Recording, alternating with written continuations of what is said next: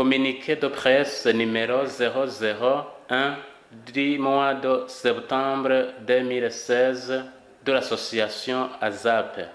En date du 2 septembre 2016, la ZAP a voulu communiquer sa position en face des citoyens burundais et des étrangers de leurs mauvaises attitudes de vouloir des malheurs sur le Burundi en le diffamant avec ses autorités démocratiquement élues dans des élections qui étaient transparentes et inclusives, sauf quelques partis politiques qui se sont retirés du processus électoral par peur d'aller en compétition avec les autres partis et coalitions politiques.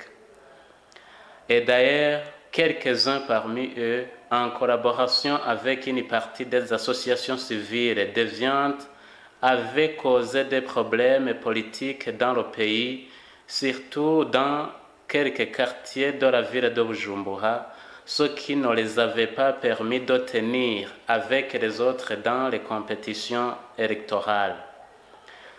Ces Burundais déviants, dans le processus de la paix, ont pu troubler quelques Burundais en disant que la guerre va s'éclater dans le pays et qu'il faut aller en exil dans les meilleurs délais. Cela était pour montrer à l'ONU qu'au Burundi tout va mal. Heureusement que la plupart des Burundais ont refusé de prêter l'oreille à ces gens-là car la paix était au maximum. La ZAP fait un clin d'œil aux Burundais qui sont ici dans le pays et à l'étranger, qui ne font que sortir des mots en langage diffamatoire sur le Burundi et ses dirigeants démocratiquement élus, qu'il est temps de changer cette mauvaise attitude et de ne pas demander des embargos illicites sur le pays, car cela montre qu'il manque un esprit patriotique. Demain, ils seront sanctionnés sur base de leurs actes. Ici au Burundi, il est déjà constaté que certains parmi les politiciens ne veulent pas participer dans des processus électoraux par peur de ne pas gagner les élections.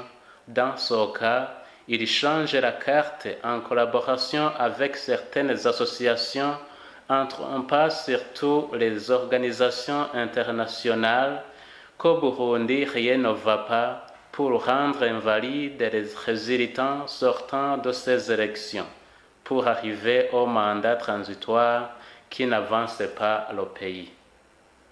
La ZAP profite de cette occasion en demandant à ces politiciens, surtout ceux qui sont à l'étranger, de rentrer dans le pays pour se préparer aux élections de 2020 comme les autres, en montrant le bien fondé de leur parti au Burundi au lieu de demander des sanctions illicites pour eux. La ZAP demande à tous les Burundais d'être caractérisés par la solidarité patriotique en vue de se développer en bannissant tout ce qui peut mener de la discorde dans le pays. La ZAP rappelle ces Burundais qui diffament leur pays que le malheur demandé tombe sur tous les Burundais, y compris eux-mêmes, car leurs familles, leurs amis et leurs adeptes sont ici dans le pays. Qu'ils renoncent alors à cette attitude non intelligente.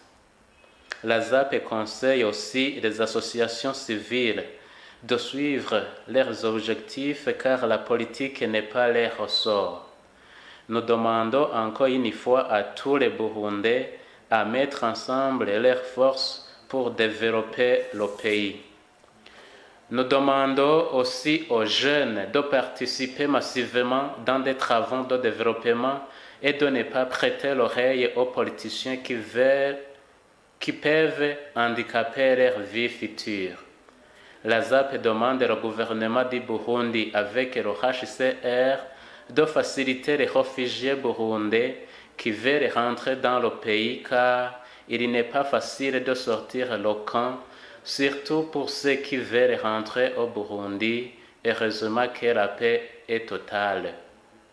La ZAP demande encore tous les pays amis du Burundi, ainsi que les organisations internationales, de débloquer toutes les aides destinées au gouvernement du Burundi, car c'est une évidence évidente que le gouvernement burundais a pu maintenir la paix et la sécurité sur tout le territoire national.